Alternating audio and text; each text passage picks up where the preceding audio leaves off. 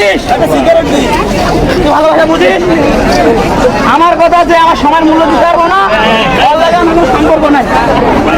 এবার সরামে গাছের লাগবো কারো ফ্রিতে দেবো, ফ্রিতে দেবো। No, القرين.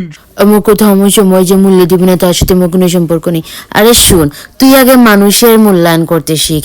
ওইখানে এত সমাজ ভরা মানুষ, এত মানুষ বসে রেকর্ড করছে, ভিডিও করছে, তোর পায়ে একটা মেয়ে ধরে বসে আছে এতজন লোকের সামনে, আর এইভাবে ইনসাল্টের সাথে কথা বলছে, আবার নাকি বলে তার সময়ের তার কথার মূল্য।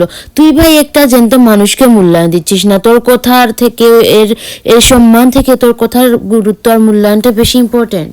বাংলাদেশের মানুষ যে কতটুকু বেকার সেটা এই ভিডিওটা দেখলেই বোঝা যায়। মানে এখানে কি বাহুবলী মুভি শুটিং চলছে, সবাই এত ভিড় বসিয়ে যে দেখতেছে, আর এই মেয়েদের এখনকার যে কি চয়েস হয়েছে, এই ধরনের একটা ক্রিঞ্জ আর ছাপড়ি মার্কার ছেলের জন্য কেনে বোন নিজের এবং নিজের পরিবারের মান সম্মানটা এখানে ডুবাচ্ছিস। আর পরে ব্যাপার হচ্ছে পরিবার নিজের ওইগুলা তো আছেই, সাথে বুরখার সম্মানটাও যাচ্ছে।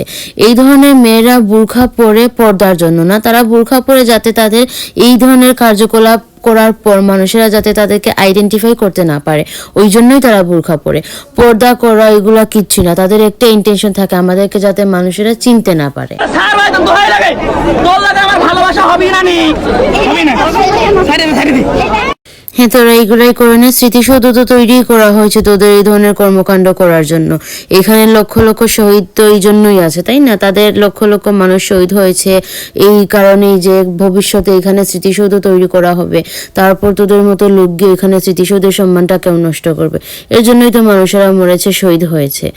আজকাল ছেলেরা জিম যাচ্ছে, নিজের শরীরের যত্ন নিচ্ছে, রান্না করা পর্যন্ত শিখে নিচ্ছে, যাতে ভবিষ্যতে একটা ভালো লাইফ লিড করতে পারে, নিজের পার্টনারকে খুশি রাখতে পারে। আর এদের অবস্থা দেখো, কোনো এফোর্ট ছাড়াই তাদের পিছনে পিছনে মেয়েদের এই অবস্থা।